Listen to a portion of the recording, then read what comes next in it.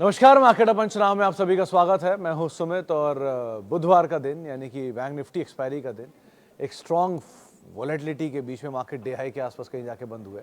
शुरुआत थी कमज़ोर अंतर्राष्ट्रीय बाजारों की तर्ज पर। गिफ्ट निफ्टी करीब 200 अंकों के आसपास का डिक्लाइन दिखा रहा था और शुरुआत भी गैप डाउन हुई थी, लेकिन लोअर लेवल से पहले मार्केट्स ने रिवाइवल लिया बैंक्स में।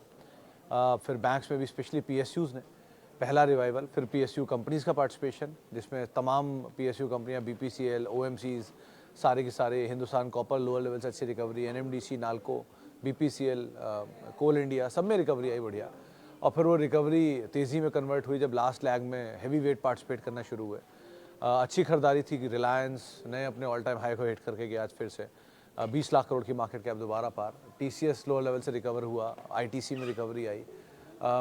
बढ़िया अप मूव देखने को मिला तमाम पीएसयूज़ में, तमाम प्राइवेट सेलेक्टिव बैंक्स में, आईसीआईसीआई बैंक खास तौर से। प्रेशर था एचडीएफसी बैंक में एक बार फिर से आज अपने नए लोज की तरफ एचडीएफसी बैंक फिर चला और इंट्राडे में तो एक बड़ा डिप भी दिखाया था उसने, लेकिन अच्छी रिकवरी थी निफ्टी बैंक में, ऑटो में, पीएसयूज़ में, फिनेंस एनबीएफसी स्पेस में। इसके अलावा फार्मा में प्रेशर था हालांकि, लेकिन रिकवरी ज़रूर आई वहाँ पर भी। आईटी और फार्मा आज थोड़ा प्रेशर में कामकाज कर रहा था, मिड कैप आईटी स्पेशली ज़्यादा था वहाँ पर। एफएमसीजी में रिकवरी थी 3-4% के आसपास की बढ़त देखने को मिली। मिड कैप में खरीदारी फर्स्ट हाफ में आई थी, करीब करीब 1% की उछाल के साथ मिड कैप इंडेक्स बंद हुआ। स्मॉल कैप इंडेक्स में आज वैसे ही खरीदारी थी, तो जब मिड कैप लाल में था तब स्मॉल कैप 1% ऊपर था। एडवांस क्लाइन आज कहीं ज़्यादा बेहतर, हर एक गिरने वाले शेयर के सामने 2 शेयर जो कि तेज़ी में कामकाज कर रहे थे। 1500 शेयर खरीदारी में और 700-750 शेयरों में बिकवाली देखने को मिली और अच्छी रिकवरी, अच्छा पुल बैक, अच्छा स्ट्रॉन्ग अप मूव मार्केट के अंदर आता हुआ दिखाई पड़ा। और पूरे बाजार में ही निचले स्तरों से अच्छे सुधार के साथ क्लोजिंग हुई। अर्निंग का आज लास्ट डे है, तो आप ये कह लीजिए कि अब आज के बाद अर्निंग्स नहीं होंगे, लेकिन हाँ, जो अर्निंग लास्ट लैग की आ रही है वो आज ज़रूर इंपॉर्टेंट थी। सो वो अर्निंग ख़त्म होते हुए दिखाई पड़ी। अब अगला ट्रिगर जो है वो मार्केट के लिए थोड़ा स्लो रहेगा, स्लगिश रहेगा, लेकिन हाँ रेंज बाउंड ट्रेड रहेगा, उसको आप आधार मान के चल सकते हैं। चलिए अब सवाल जवाब का सिलसिला शुरू करूंगा और बातचीत करूंगा कुछ दर्शकों को लेकर, सवालों को लेकर भी। सवाल जवाब का सिलसिला शुरू करूं उससे पहले वो आज बसंत पंचमी की, सरस्वती पूजा की एंड वैलेंटाइंस डे की आप सभी को बहुत बहुत शुभकामनाएं। अब शुरुआत करता हूं सवाल जवाब के सिलसिले की। सबसे पहला सवाल जो मेरे पास आया है, किधर गया जी सवाल? ओके, इतने सारे नोटिफिकेशन आते हैं, ये छूट जाता है बीच में सवाल। ये रहा। सुमित सर, जैसे आजकल मोस्टली सभी फैमिलीज़ में घूमने फिरने का माइंडसेट बहुत चेंज हुआ है, इससे रिलेटेड कोई स्टॉक जो बेस्ट परफॉर्मिंग कर सकता है? इंडिगो ऑब्वियसली, अगर आप आईआरसीटीसी, इंडिगो, ये दो ऐसे कारोबार हैं जो सबसे ज़्यादा इससे इम्पैक्ट करेंगे। फ़्लाइट का फेयर आप देख ही रहे हो, हाईएस्ट लेवल पर शूटअप किया हुआ है, और रेलवे का फेयर भी मतलब फ़्लाइट से कम नहीं है, और रेलवे में भी जो तेजस एंड ऑल ट्रेन हैं इस पर ज़्यादा लोगों का फोकस है। सो ये दोनों ट्रिगर इनके लिए ज़्यादा काम करेगा। Third is Indian hotels. आप अगर जा ही रहे हो तो तीनों के बेस्ट में जाओ ना। एविएशन का बेस्ट इज़ इंडिगो, ट्रेन्स का बेस्ट इज़ आईआरसीटीसी, और अगर होटल्स का बेस्ट जाना चाहते हो तो इंडियन होटल। 3 बड़े नाम हैं। आईआरसीटीसी में एक हैंगओवर है, वो गंगवार फैमिली का माल बेचना आएगा ब्लॉक के अंदर, वो कुछ दिन में ब्लॉक हो जाए, जिस दिन ब्लॉक हो उस दिन आपके लिए वैसे ही वो एक अच्छा मौका रहेगा, तो आप उसको आधार मान के रह सकते हो अदरवाइज़। लेकिन हाँ, बढ़िया ट्रिगर, अगर आप चाह रहे हो तो इंडिगो पहला preference, second is Indian hotel क्योंकि वो बहुत चला हुआ है, एंड थर्ड इज़ आईआरसीटीसी जिनको आप देख सकते हो। Long term no see, thank you Sharma साहब, hope you are fine. Sir, view on Bector food at CMP for long term and Manyavar 1000 से नीचे है, क्या करें इसमें? Any value pick for now? Bector is the value pick. मतलब एक इंटरेस्टिंग चीज़ आज किसी एक ने हाईलाइट की थी, तब मैंने पढ़ा वो, कि अनूप बेक्टर साहब जो कंपनी के प्रमोटर्स हैं, अमंग प्रमोटर्स हैं, उन्होंने रिसेंटली इस कंपनी के अंदर स्टेक लिया है। पहला स्टेक उनका जो लास्ट खरीदा गया था वो था शायद पिछले साल सितंबर में, और रिसेंटली उनकी तरफ से बैक टू बैक बाय हुए हैं 3 चंक्स में। हालांकि क्वांटिटी बहुत बड़ी नहीं है, लेकिन उन्होंने खरीदारी की है पिछले ही कुछ समय में, इसी जनवरी के महीने में ही। सो मिसेस बेक्टर में 1000 रुपये, 950 रुपये, 940, 927 नहीं, 940, 957 और 1000 रुपये के आसपास बाइंग हुई है प्रमोटर की तरफ से। सो ये कंफर्टेबल जोन होता है जब भी प्रमोटर कभी पार्टिसिपेट करता है, तो आप इस लिहाज से इसे देख सकते हो। अगर आपके पास है तो आप बने भी रह सकते हो कि अगर प्रमोटर इस लेवल पे कंफर्टेबल है पोजीशन लेने में, सो कुछ बड़ा ही सोच रहे होंगे, गोइंग फॉरवर्ड को अच्छे प्रॉस्पेक्ट ही दिख रहे होंगे उनको। सो और 5,000 शेयर शायद बाय किया अभी की क्वांटिटी में, 5,000 की पहले वाली क्वांटिटी में, बैक टू बैक 15,000 11-12,000 शेयर ले चुके हैं वो। सो आप देखना चाहो तो Mrs Bector could be the one, आप जिसको पिक कर रहे हो। मान्यवर के केस में 960 अब आपका स्टॉप लॉस होगा, पहले वाले सारे स्टॉप आपने यूज़ नहीं किया, सो यही स्टॉप लॉस आपके लिए बचा है, आप उसको फॉलो करो। नंबर ठीक थे, कमेंट्री वीक थी, तो उसका एक इम्पैक्ट देखने को मिला वहाँ पे। ओके आगे बढ़ते हैं। Sir can we add UPL and Tata chemical more in this price for long term? Tata chemical फिर भी चक्रवर्ती साहब थोड़ा कंफर्टेबल है बिकॉज ऑफ वैल्यूएशन, क्योंकि वो 12 के 13 के मल्टीपल पे अभी काम काज कर रहा है। FY 26 नहीं 18 के मल्टीपल पे अभी काम काज कर रहा है। FY 26 पे 12 का मल्टीपल आ रहा है, सो वैल्यूएशन वाइज वो ज़्यादा कंफर्टेबल है। यूपीएल में लॉस है और सिचुएशन ही बहुत वीक है, सो वो पार्ट को आप अगर दरकिनार रख के थोड़ा सा भी रिस्की ट्रेडर हो तो बात अलग है, लेकिन ज़्यादा कंफर्टेबल इन दोनों में टाटा केमिकल है फिर भी कंपेरेटिवली। और वैसे भी टाटा समूह के बाकी कंपनियों के नंबर्स अच्छे थे, इस कंपनी के नंबर थोड़े वीक थे, तो शायद Q4 में इसका इम्पैक्ट आ जाए जो बचा कुछ आओ। सो आप देख लो, but situation wise valuation wise at least Tata chemical is better comparatively UPL and Tata chemical में। Where is bottom of HDFC bank when this pain will end, why market punish like this? Gurpreet sir देखो, pain कहाँ ख़त्म होगा तो मुझे नहीं idea कि मतलब आई एम नॉट, जिसको ये पता हो कि कहाँ तक जाएगा, कहाँ तक रुकेगा, कहाँ पर चलेगा। इतना ज़रूर समझ में आ रहा है कि पूरा बैंकिंग सेक्टर, अभी मैं एक शीट बनवा रहा था, एक डेटा चेक कर रहा था, इसी ड्यूरेशन में the largest of the largest banks जो हैं वो 3 गुना हो गए। SBI स्पेशली 250 रुपये का शेयर 750 रुपये हो गया। ICICI चल गया इतना, छोटे बैंक तो J&K bank, Canara bank, bank of India, इनकी तो कोई हिसाब ही नहीं है, तो इस गुना भागे, 300% भागे। सो ऐसे ऐसे तेज़ी आ चुकी है अलग अलग बैंक्स में, अलग अलग ड्यूरेशन में। इस ड्यूरेशन में, जिस ड्यूरेशन में HDFC बैंक बिल्कुल हिला भी नहीं, लेकिन HDFC बैंक जब चल रहा था तब SBI हिला नहीं था। सो एक टाइम जोन होता है परफॉर्मेंस का, ऐसा नहीं है कि HDFC बैंक कोई ख़राब बैंक है, it is still the finest private sector bank. ठीक है, समय थोड़ा भी ख़राब चल रहा है इसलिए आप उसको जितना मर्जी बुरा बोल लो, वो कोई बात नहीं, लेकिन अगर आप इन्वेस्टर हो और आप कोई अच्छा एसेट ढूंढ रहे हो तो HDFC bank is a फाइनर bank. मतलब 25 लाख करोड़ के एसेट को मैनेज करने वाला बैंक कोई छोटा बैंक नहीं हो सकता, और वो भी विदाउट एनी फ्लॉ। तो 3-4 बड़े बड़े इवेंट इंडियन इकोनॉमी में हुए हैं बैंकिंग हिस्ट्री में, और उनमें से किसी में इसका नाम नहीं है। सो आप खुद ही अंदाज़ा लगा सकते हो कितनी फ़ाइन अब तक की मैनेज्ड बैंक थी। अब आगे रहेगी या नहीं, उसके लिए नया मैनेजमेंट आया है, और जो एग्जिस्टिंग मैनेजमेंट उन्होंने देख परख के उसको रखा होगा, तो ट्रस्ट ऑन देम। अभी कंसोलिडेशन चल रहा है क्योंकि एक बड़ा मर्जर है, उस मर्जर के बाद कंसोलिडेशन होना ही था, मच अवेटेड था वो, तो कंसोलिडेशन चल रहा है। अब जब 2 बड़े बैंक्स का विलय होगा तो कंसोलिडेशन तो होगा। ये PVR एनॉस में तो यही हो रहा है, क्योंकि उसका स्केल इतना बड़ा नहीं, इसलिए आपको वो उतना ऑड नहीं लग रहा, क्योंकि वहाँ पे इतने ज़्यादा लोग इन्वेस्टेड नहीं है, ज़्यादा बड़ा नहीं है वो। HDFC बैंक बड़ा है इसलिए ज़्यादा ऑड लग रहा है, लेकिन वहाँ पर भी सेम सिचुएशन है, कंसोलिडेशन चल रहा है। सो जब तक एक नया एसेट क्रिएट नहीं होगा तब तक ये ऐसे ही रहेगा। जिस दिन वो नया एसेट क्रिएट हो जाएगा, situation would be something else. तो तब तक का आप फ़ायदा उठा सकते हो एक्यूमुलेट करने का, तो आपकी मर्जी है। नहीं कर सकते हो, आपका पेशेंस जवाब दे जाता है। मल्टीपल ऑप्शंस अवेलेबल है मार्केट में, आप उनको ऑप्ट कर सकते हो, सिंपल।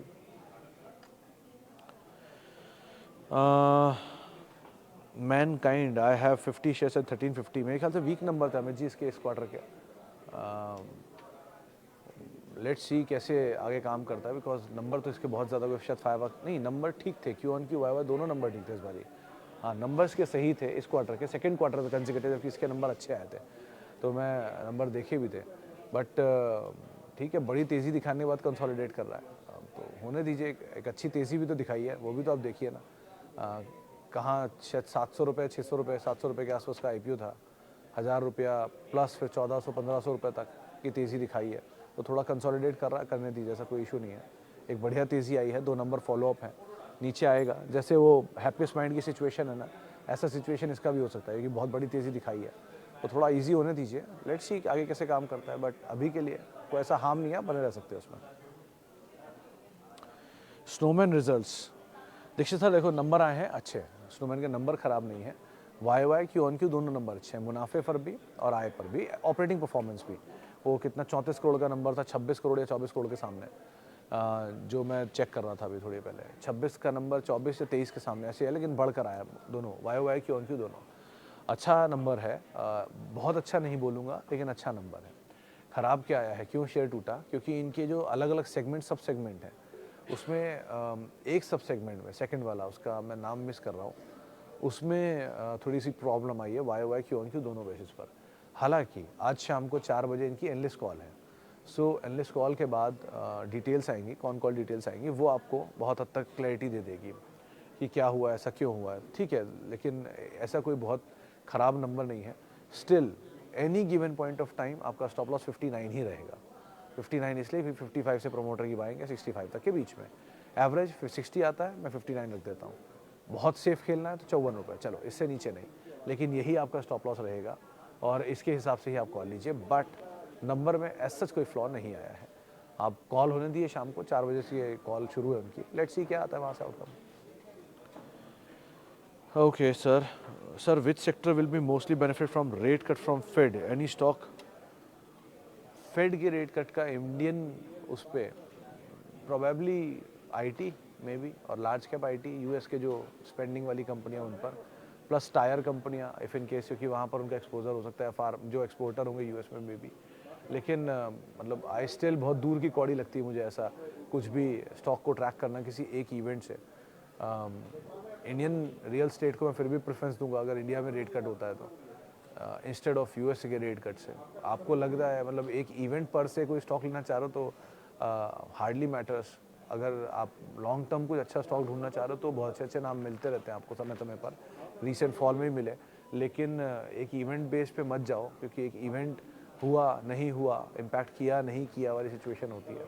लेकिन अदरवाइज आप लॉन्ग करके बैठिए अच्छे अच्छे शेयर नीचे के लेवल पे, क्या ही हार्म है। इवेंट और नो इवेंट, स्टॉक में तेज़ी मिले या बढ़िया सेट आपने एक्यूमुलेट किया, क्या दिक्कत है उसमें? Adani enterprise FU after 1 year, what next? मेरे ख्याल से होल्ड करिए शिवम जी, इसमें आज भी बाय आया है। और एक कल जो इवेंट हुआ था मूडीज़ का, जिसमें 8 कंपनियों की रेटिंग को उन्होंने अपग्रेड किया है, उसमें 3 तो लिस्टेड थी और 4 नॉन लिस्टेड कंपनियाँ हैं। और अच्छी फंड रेजिंग की एक्टिविटी इंप्रूव हुई है, और आज से एक नया वो भी शुरू किया उन्होंने, एक नया पार्क भी जो लार्जेस्ट सोलर पार्क है। सो धीरे धीरे जो अलग अलग सेक्टर, सब सेक्टर में कामकाज हो रहा है, कंपनी में कामकाज हो रहा है, ये इस कंसोलिडेटेड एंटिटी के लिए काफ़ी बेहतर है। तो इसीलिए मेरे ख्याल से अगर अपमूव आता है तो शायद ये इसमें भी इम्पैक्ट करेगा। सो जिनके पास है वो तो बने ही रहो, बट अगेन नया बाय के लिए Adani green, trans and power रहता है, लेकिन पावर भाग गया तो पोर्ट कर लो आप। होल्ड है तो कोई दिक्कत नहीं अदानी में। एमटार में क्या करें, होल्ड या एग्जिट? अमित जी नंबर तो बहुत वीक थे, क्यू ऑन क्यू भी, वाई वाई भी, प्रमोटर ही माल बेच रहा है लगातार। अब वेट करो, अब 1000 रुपया, 1100-1200 रुपया के आसपास कोई स्टॉप बनता है, वहीं पर ये अगर रुक जाता है तो ठीक है। बाकी आपको जैसी तेज़ी मिलेगी, जैसे चला था वैसी बिकवाली आई, और बिकवाली उसी ट्रिगर पर आई है कि प्रमोटर की माल लगातार सेलिंग, और दूसरा zero cash flows and low profitability, ये 3 तरह की चीज़ें थी जो कि स्टॉक को तोड़ गई। इन्हीं तीनों की वजह से बिकवाली है। अब आप बाकी wait and watch is a better option. अब क्या करोगे आप, इतना लॉस बुक करोगे नहीं इसके अंदर।